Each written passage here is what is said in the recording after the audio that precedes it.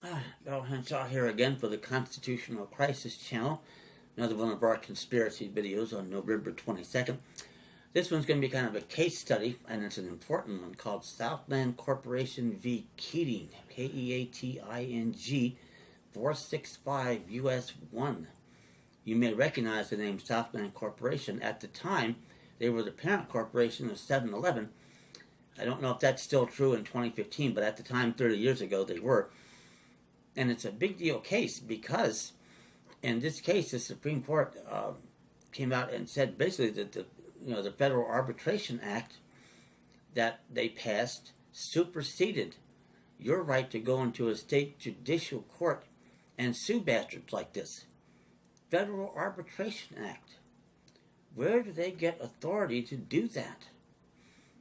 And that's when you get in the mindset, like I am now with state versus territory, it jumps right out at you. If it's a state judicial district, they can't. Can't be done.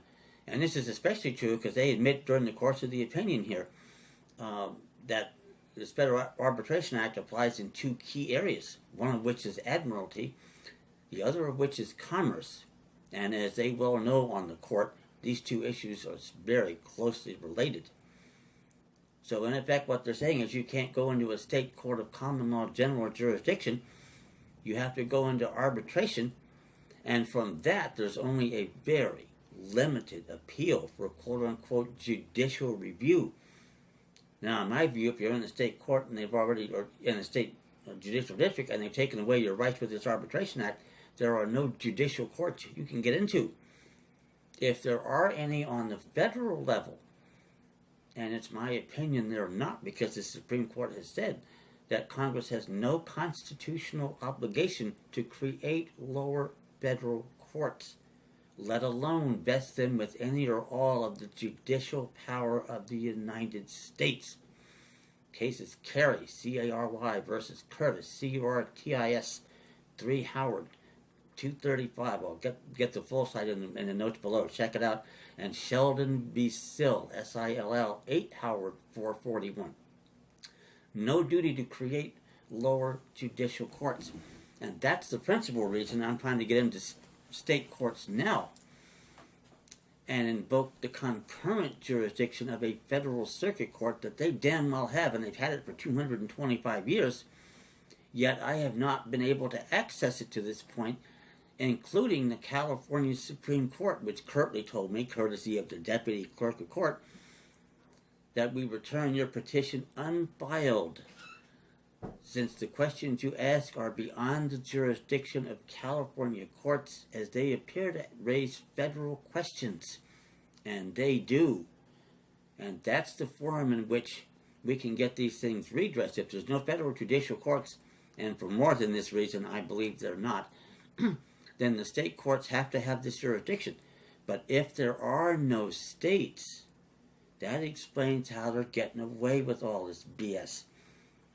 And it also tells us what we have to do to stop it. Keating is an offshoot of this.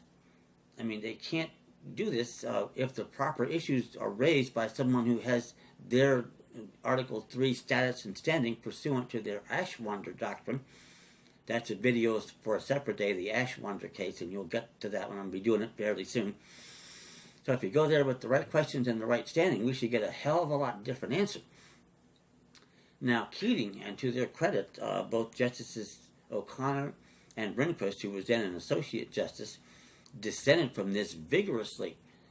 And note, by the way, these two were in law school at Stanford at the same time. I'm not sure the same 4 years, but they overlapped at least. And they had the same objections and were saying you can't do this. They didn't say it as clearly as I might have wanted them to do. They could have come out and said what I've been telling you here. I wish they had. They didn't, but it's easy to infer it once you see it through the prism of state versus territory. And this tragedy has been on the books 30 years, and I think I'm poised here to take it off the books because I'm going to go in and try to do just that. Now, you read the lower case, and note this is interesting because it's Southland Corporation versus Keating in the Supreme Court. The petitioner is always first. That means that Southland Corporation lost in the court below, and they did lose, and that court was the California Supreme Court.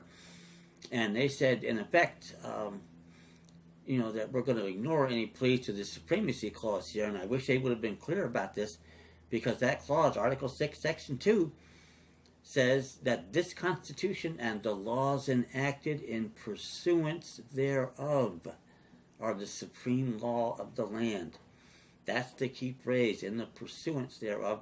And in this case, this is a dead bang winner. If I'm right about state versus territory, can anyone out there give me a clue as to what political entities Congress is applying its interstate commerce powers when all we had were territories? Needless to say, that wasn't anywhere in sight in Keating. But it's going to be in my cases, and it's going to give them a hell of a problem on the other side, and you can do the same thing. I've got documents and packets ready to go here. You can contact me at my email at ccaspari@live.com, ccaspari@live.com. And I have pleadings and documents that can get you into the same position with very little time and effort involved, and you can raise these same issues, and the more of us that do this, the better off we're going to be. And I'm going to encourage all of you out there to do this, even if it may come a little too late to help out in your own personal life. It will be a major benefit to your children, their children, and your posterity. That's how important this is. That's why I basically devoted the remainder of my life to doing this. And I've been pleased to do it. I have the ability to do it. And this is not altruism in any sense of the form. I happen to be gifted enough to do this, and just like Ben Gates said in National Treasure, I think, and he said that, when something is wrong, those with the ability to act have the responsibility to act.